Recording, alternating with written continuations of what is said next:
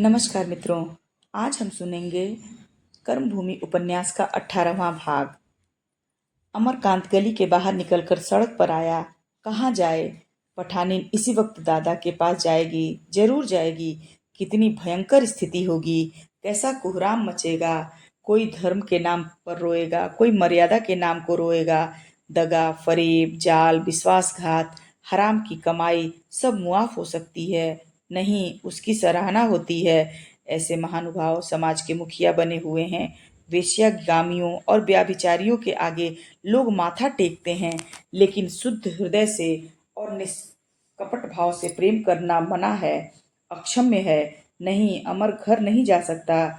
घर का द्वार उसके लिए बंद है, और वह घर था ही कब? केवल भोजन और विश्राम का स्थान था। उससे किसे प्रेम है? वह एक क्षण के लिए ठिठक गया। सकीना उसके साथ चलने को तैयार है, तो क्यों न उसे साथ ले ले। फिर भी लोग जो जी भर रोए और पीटे और कोसे, आखिर यही तो वह चाहता था। लेकिन पहले दूर से जो पहाड़ टीला सा नजर आता था, अब सामने देखकर उस पर चढ़ने की हिम्मत न होती थी। देश भर में कैसा हाहाकार मचेगा। एक म्युनिसिपल कमिश्नर एक मुसलमान लड़की को लेकर भाग गया। हर एक जबान पर यही चर्चा होगी। दादा शायद जहर खा लेंगे। विरोधियों को तो तालियां पीटने का अवसर मिल जाएगा। उसे टॉलस्टॉय की एक कहानी याद आ गई, जिसमें एक पुरुष अपनी प्रेमिका को लेकर भाग जाता है, पर उसका कितना भीषण अंत होता है। अमर खुद किसी के विषय में ऐसी खबर सुनता तो उससे घृणा करता। मांस और रक्त से ढका हुआ कंकाल कितना सुंदर होता है। रक्त और मांस का आवरण हट जाने पर वही कंकाल कितना भयंकर हो जाता है। ऐसी अफवाहें सुंदर और सरल को मिटाकर विभत्स और मूर्तिमान कर देती हैं। नहीं, अमर अब घर नहीं जा सकता। अकस्मात बच्चे की याद आ गई। उसके जीवन के अंधकार में वही एक प्रकाश था। उसका मन उसी प्रकाश की ओर लपका। बच्चे की मोहिनी मूर्ति उसके सामने आकर खड़ी हो गई। किसी ने पुकारा, अमरकांत, यहाँ कैसे खड़े हो? अमर ने पीछे फिर कर देखा तो सलीम बोला, तुम किधर से? जरा चौक की तरफ गया था। यहाँ कैसे खड़े हो? शायद मासूक से मिलने जा रहे हो। वहीं से आ रहा हूँ यार, आज गजब हो गया। वह शैतान की खाला बुढ़िया आ गई। उसने ऐसी ऐसी सलवातें सुनाई कि बस कुछ न पूछो। दोनों साथ साथ चलने लगे। अमर ने सारी कथा कह सुनाई। सलीम ने पूछा, तो अब घर जाओगे ही नहीं? यह हिमाकत है। बुढ़िया को बकने दो, हम सब तुम्हारी पाक दामनी की गवाही देंगे। मगर यार, हो तुम अहमक, और क्या कहूँ। बिच्छू का मंत्र न जाने, सांप के मुंह में उंगली डाले, वही हाल तुम्हारा है। कहता था उधर ज्यादा न जाओ, आखिर हुई वही बात। खैरियत हुई कि बुढ़िया ने मोहल्ले वालों को नहीं बुलाया, नहीं तो खून हो जाता। अमर ने दार्शनिक भाव से कहा, खैर, जो कुछ हुआ अच्छा ही हुआ। अब तो यही जी चाहता है कि सारी दुनिया से अलग होके गोसे में पड़ा रहूं और कुछ खेती बाड़ी करके गुजर करूं। देख ली दुनिया, जी तंग आ गया। तो आखिर कहाँ जाओगे? कह नहीं सकता, जिधर तकदीर ले जाए। मैं चलकर बुढ़िया को समझा दूं? फजूल है। शायद मेरी तकदीर में यही लिखा था, कभी खुशी नसीब न हुई और ना शायद नसीब होगी। जब रो रो कर ही मरना है तो कहीं भी रो सकता हूँ। चलो मेरे घर, वहां डॉक्टर साहब को भी बुला लें, फिर सलाह करें। यह क्या कि एक बुढ़िया ने फटकार बताई और आप घर से भाग खड़े हुए।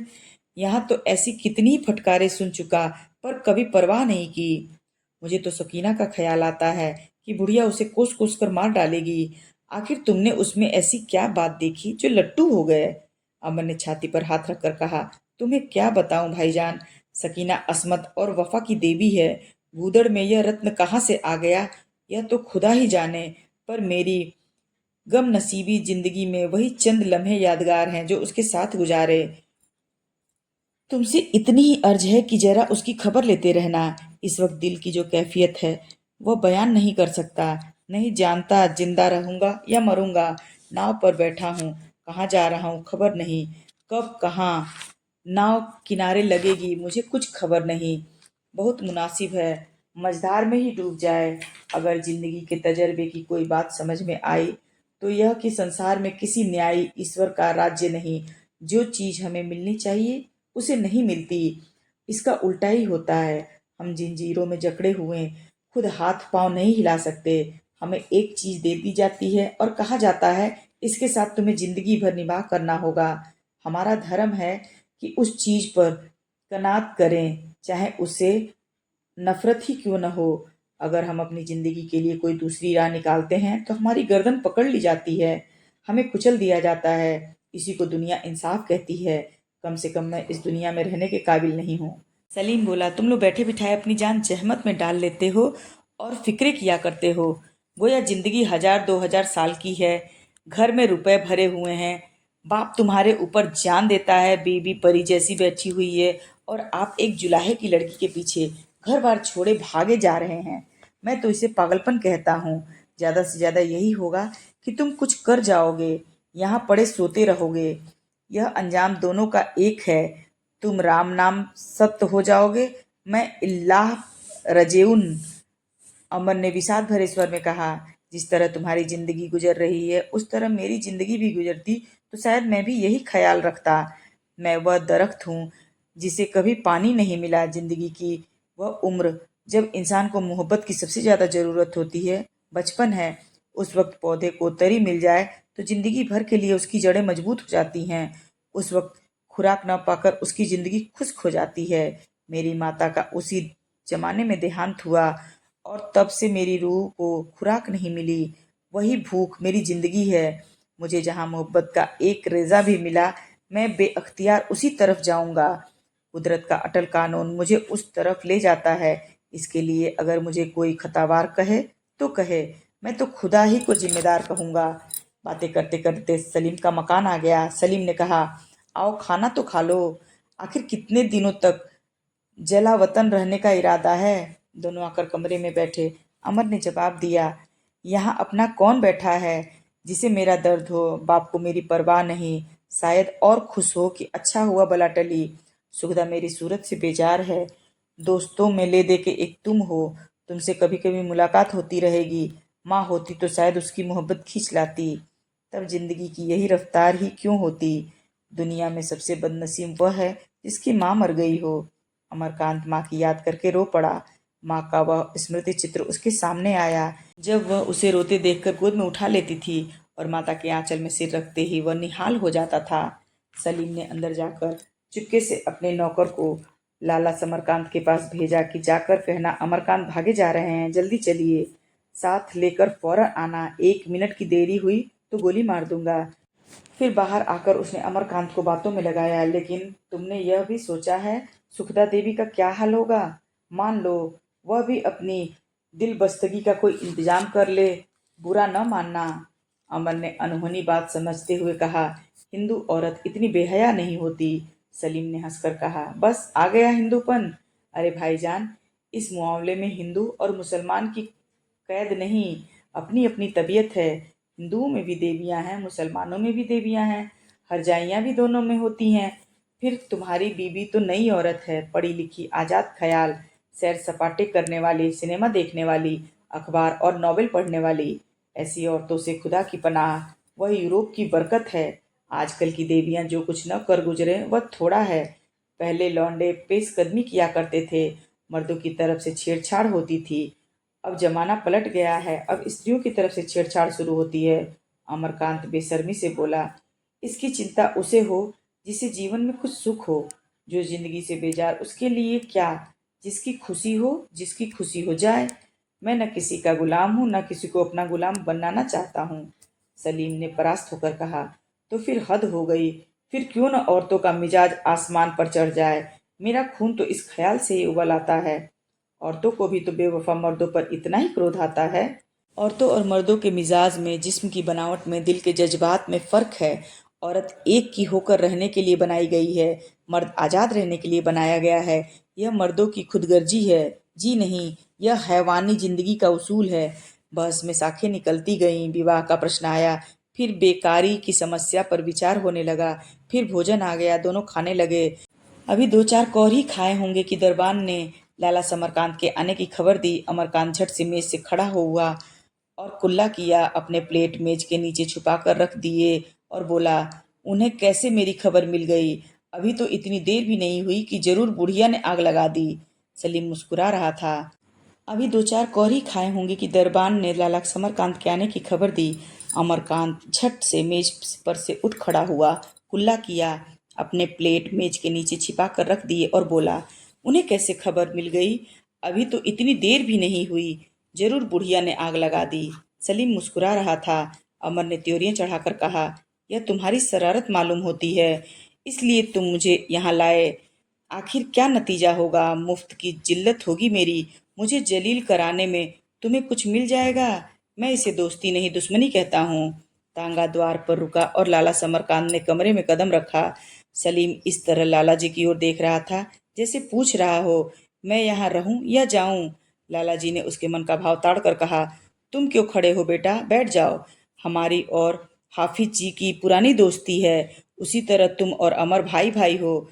तुमसे क्या पर्दा, मैं सब कुछ सुन चुका हूँ। लल्लू, बुढ़िया रोती हुई आई थी, मैंने बुरी तरह फटकारा। मैंने कह दिया, मुझे तेरी बात का विश्वास नहीं है। जिसकी स्त्री लक्ष्मी का रूप हो वह क्यों चुड़ैलों के पीछे प्राण देगा? लेकिन अगर कोई बात ही है तो उसमें घबराने की कोई बात नहीं बेटा। भूल चूक सभी से होती है। बुढ़िया को 200-400 रुपए दे दिए जाएंगे। लड़की किसी भले घर में शादी हो जाएगी। चलो, झगड़ा पाक हुआ। तुम्हें घर से भागने और शहर में ढिंढोरा पीटने की क्या जरूरत है? मेरी परवाह मत करो, लेकिन तुम्हें ईश्वर ने बाल बच्चे दिए। सोचो, तुम्हारे चले जाने से कितने प्राणी अनाथ हो जाएंगे। स्त्री तो स्त्री ही है, बहन है, वह रो रो कर मर जाएगी। रेणुका देवी हैं, वह भी तुम्ही लोगों के प्रेम में यहाँ पड़ी हुई हैं। जब तुम ही न होगे तो वह सुखदा को लेकर चली जाएंगी। मेरा घर बार चौपट हो जाएगा। मैं घर में अकेला भूत की तरह पड़ा रहूंगा। बेटा सलीम, मैं कुछ बेजा तो नहीं कह रहा हूँ। जो कुछ हो गया सो हो गया। आगे के लिए एहतियात रखो। तुम खुद समझदार हो, मैं तुम्हें क्या समझाऊं? मन को कर्तव्य की डोरी में बांधना पड़ता है, नहीं तो उसकी चंचलता आदमी को न जाने कहाँ कहाँ लिए फिरे। तुम्हें भगवान ने सब कुछ दिया है। कुछ घर का काम देखो, कुछ बाहर का देखो। 4 दिन की जिंदगी है, इसे हंस खेल कर काट देना चाहिए। मारे मारे फिरने से क्या फायदा है? अमर इस तरह बैठा रहा मानो कोई पागल बक रहा है। आज तुम यह चिकनी चुपड़ी बातें कह के मुझे फंसाना चाहते हो। मेरी जिंदगी तुम्ही ने खराब की है। तुम्हारे ही कारण मेरी यह दशा हुई है। तुमने मुझे कभी अपने घर को घर न रहने दिया। तुम मुझे चक्की का बैल बनाना चाहते थे। वह अपने बाप का अदम उतना न करता था जितना दबता था। फिर भी उसकी कई बार बीच में टोकने की इच्छा हुई। जो ही लाला जी चुप हुए, उसने धृष्टता से कहा, दादा, आपके घर में मेरा इतना जीवन नष्ट हो गया, अब मैं उसे और नष्ट नहीं करना चाहता। आदमी का जीवन केवल खाने और मर जाने के लिए नहीं होता। न धन संचय उसका उद्देश्य है। जिस दशा में मैं हूँ वह मेरे लिए असहनीय हो गई है। मैं एक नए जीवन का सूत्रपात करने जा रहा हूँ, जहाँ मजदूरी लज्जा की वस्तु नहीं, जहाँ स्त्री पति को केवल नीचे नहीं घसीटती, उसे पतन की ओर नहीं ले जाती, बल्कि उसके जीवन में आनंद और प्रकाश का संचार करती है। मैं रूढ़ियों और मर्यादाओं का दास बनकर नहीं रहना चाहता। आपके घर में मुझे नित्य बाधाओं का सामना करना पड़ेगा और उसी संघर्ष से मेरा जीवन समाप्त हो जाएगा। आप ठंडे दिल से कह सकते हैं, आपके घर में सकीना के लिए स्थान नहीं है। लाला जी ने भीत नेत्रों से देखकर पूछा, किस रूप में? मेरी पत्नी के रूप में? नहीं, एक बार नहीं और 100 बार नहीं। तो फिर मेरे लिए भी आपके घर में स्थान नहीं। और तो तुम्हें कुछ नहीं कहना, जी नहीं। लाला जी कुर्सी से उठकर द्वार की ओर बढ़े, फिर पलट कर बोले, बता सकते हो कहाँ जा रहे हो? अभी तो कुछ ठीक नहीं है। जाओ, ईश्वर तुम्हें सुखी रखे। अगर कभी किसी चीज की जरूरत हो तो मुझे लिखने में कोई संकोच न करना। मुझे आशा है मैं आपको कोई कष्ट न दूंगा। लाला जी ने सजल नेत्र होकर कहा, चलते चलते घाव पर नमक न छिड़को लल्लू। बाप का हृदय नहीं मानता, कम से कम इतना तो करना कि कभी कभी पत्र लिखते रहना। तुम मेरा मुंह न देखना चाहो, लेकिन मुझे कभी कभी आने जाने से न रोकना। जहाँ रहो सुखी रहो, यही मेरा आशीर्वाद है। आप सुन रहे थे कर्मभूमि उपन्यास का 18वां भाग। जल्दी ही मिलते हैं अगले भाग के साथ। तब तक आपका दिन शुभ हो।